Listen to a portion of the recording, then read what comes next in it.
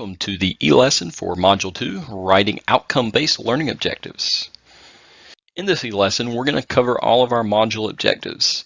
This is going to include define an outcome-based learning objective, describe the importance of outcome-based learning objectives, identify examples of outcome-based learning objectives, and then write an outcome-based learning objective. So by the end of the e-lesson, we will have covered all of this, and you'll be ready to complete that last one, write an outcome-based learning objective, which, by the way, is this week's assignment. One thing we'll be covering is pretty much a combination of all of the reading content for this week. So keep that in mind that as we move, I won't specifically reference every single part of the reading, but it's a culmination of all of the things that you've been reading for this week. So let's start off with first, what is an outcome-based learning objective? And I want to go through a few of these things. So it will state what the student will do. So in the end, when you read your learning objective, the student should understand what they're supposed to do. It also has to be specific. So it can't be a broad topic that, we're going to learn about biology today. That's more of an agenda item as opposed to something that is a learning objective. And we'll get into more specifics on what is and is not a learning objective. It has to be measurable. We have to be able to take the learning objective and then be able to apply that to an assessment. And I'll get into some keywords that we probably need to stay away from because they're not measurable terms.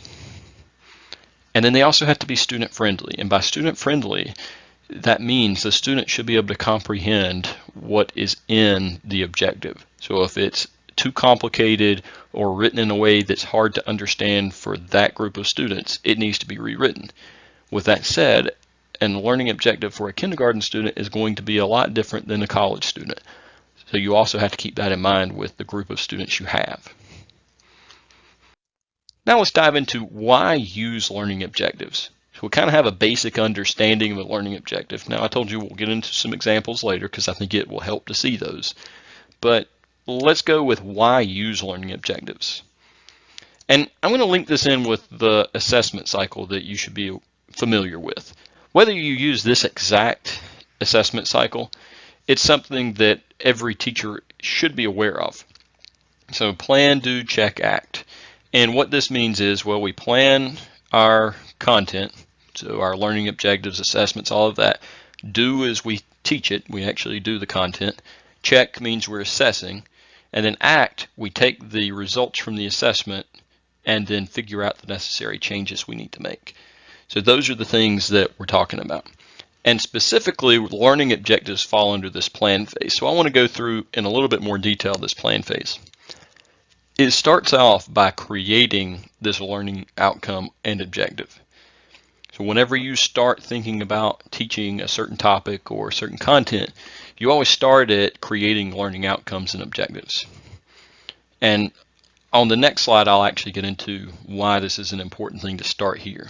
Because next, you'll establish assessment criteria. So then how are you going to measure whether the students met the learning outcome or they didn't? And then you'll identify those teaching strategies based on the students you have and what you want the students to get out of it. And then finally, you'll look at your learning resources that will fit the group of students you have and then the expected outcome that you want your students to be. So this shouldn't be an unfamiliar thing for you to look at, but at the same time, you got to keep in mind that number one in the plan phase is the most important part because everything underneath that is going to tie back into that learning outcome. And then the second part, why use them, this is going to be a way for us to go through and relate it to our classroom. So it tells students what's important. So whenever I'm looking at a learning objective, I should know exactly what's going to be important for that class. Next, it enables good assessment building. Nobody likes to waste their time looking for something and then never find it or create something and it's kind of lackluster.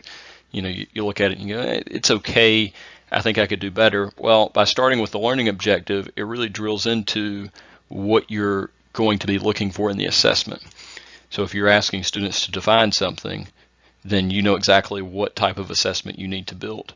That learning objective will be directly tied to the assessment. And what I find is if you have a very good learning objective, it makes creating the assessment so much faster. If you just start with a topic, it makes it a lot harder because you're not even really sure what you're looking for. And by the end, your assessment might measure what you want it to measure, and it might not. It also assists in finding resources. So if you know exactly what you're looking for out of the students, you know exactly what resources you need to find. Because there's a big difference in between somebody defining a term and somebody using a term. So if you're looking at just a student to define a term, well, you're looking for resources that will build that vocabulary.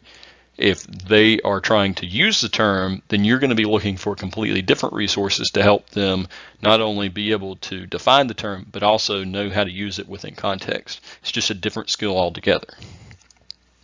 And then it encourages reflection.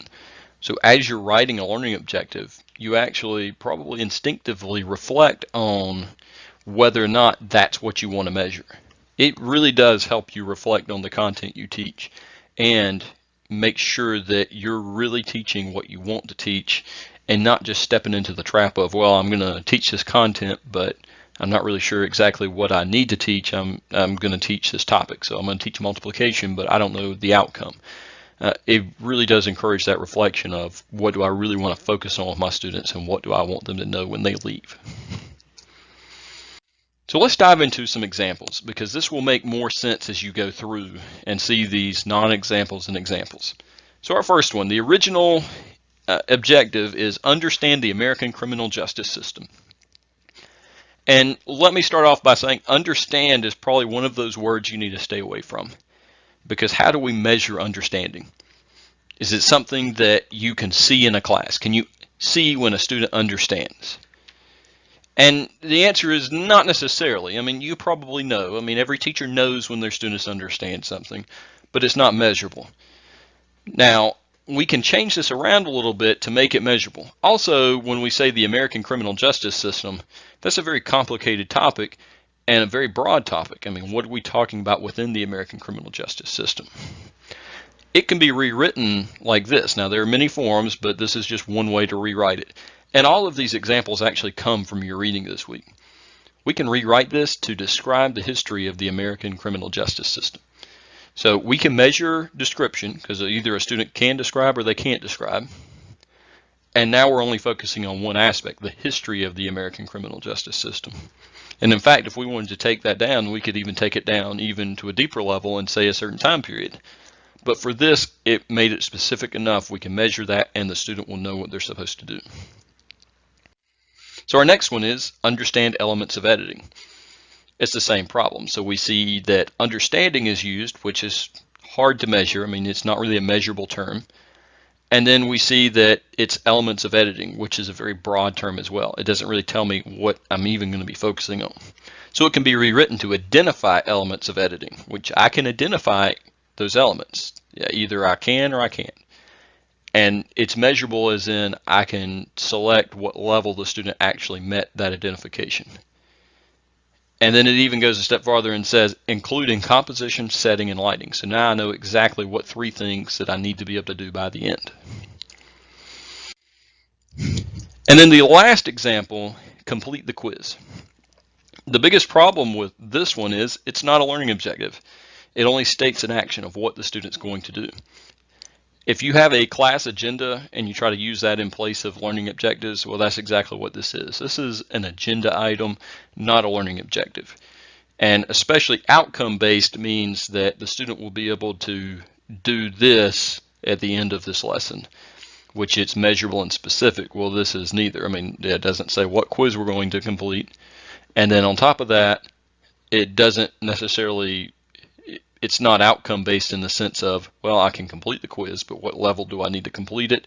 What content am I looking at? And really the assessment is just measuring the learning objective. Now, in order to assist you, the reading for this week really dives into how to write these objectives. So check out those readings. Make sure you've reviewed through those, because especially the UNC Charlotte page will walk you through some good verbs to use in your objectives. It uses Bloom's taxonomy, which you probably are very familiar with, and helps you connect the verbs that are measurable for what you want out of the students. It really breaks it down for you. And then the other readings also show you some examples, non-examples, and walk you through that process as well. Now, if you have time, the supplemental resources are very good for this week. Both of them are video-based. So we have outcome-based learning objectives showing you how to write those. So if you need some more visual and hands-on things, really look at that video. And then also creating learning objectives goes through a similar content of how to write those learning objectives. So what next for this week? So after this e-lesson, make sure you go through and complete the discussion. Remember, your original post is due by Thursday, and then your 2 replies are due by Sunday. And this week we'll really focus on that learning objectives, kind of why they're important and writing them. And then complete the assignment, which this week you'll be completing a learning objective based on the topic you chose in Module 1. And then thirdly, the reflection, and the reflection will really tie into that why are learning objectives important and how can you see yourself using them. So if you have any questions about this module, please let me know because I'm always here to help.